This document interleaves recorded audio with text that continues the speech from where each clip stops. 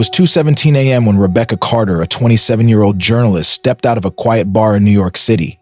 Her mind was racing, replaying the details of the article she had been working on, one that could expose something truly disturbing. She was investigating a pattern of disappearances, women vanishing without a trace after taking late-night taxis. No bodies, no leads, only one eerie clue. Each missing woman had sent one final text to a friend before disappearing. A single taxi emoji. Rebecca had dug too deep, and now she was in danger. She opened her ride-hailing app and booked a taxi. Within seconds, a yellow cab pulled up. The driver was an older man, his face blank, his uniform crisp. "Rebecca Carter?" he asked. She nodded and got in, but something felt off immediately. The car smelled strange, like old leather mixed with a faint metallic scent, the kind of smell that sticks to your clothes. As the cab rolled through the empty streets, Rebecca tapped her phone to check her texts, and then she froze. In the rearview mirror, she saw something horrifying. There was someone else in the car, a shadowy figure sitting directly behind her, someone who wasn't there when she got in. She turned her head slowly. The back seat looked empty,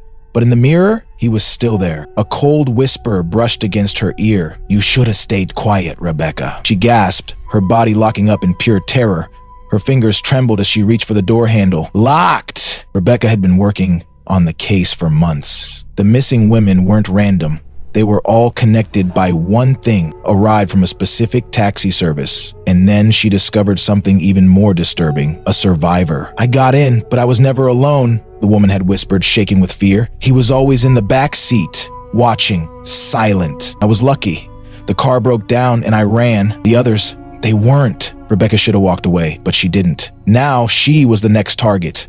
The taxi kept driving. The city lights grew dimmer. The streets became unfamiliar. Rebecca's phone buzzed. A new text notification. She slowly looked down at the screen. It was a message from her own number. "Oh, you're the next story, Rebecca," her breath hot in her throat. She looked up, the driver staring at her through the mirror, unblinked, expressionless. The car began to slow down. "Let me out," she demanded, her voice shaking. The driver said nothing. He just kept driving. Rebecca's heart pounded. She reached into her bag, fumbling for pepper spray, but before she could grab it, a cold, unseen hand clamped over her mouth. Rebecca thrashed, kicking at the door. She bit down on the fingers covering her mouth and screamed.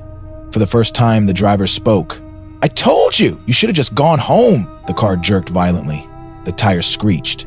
And then, crash! The taxi slammed into a pole. Rebecca's head whipped forward, her vision blurring. She felt warm blood trickling down her forehead. The grip on her mouth loosened. With every ounce of strength left in her, she kicked open the door and stumbled out.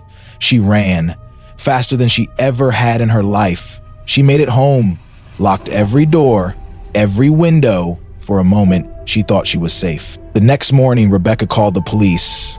They found the wrecked taxi.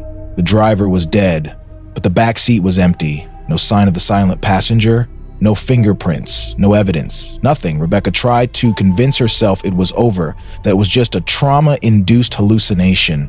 Until that night, when her phone buzzed again, a new text, a single taxi emoji, and then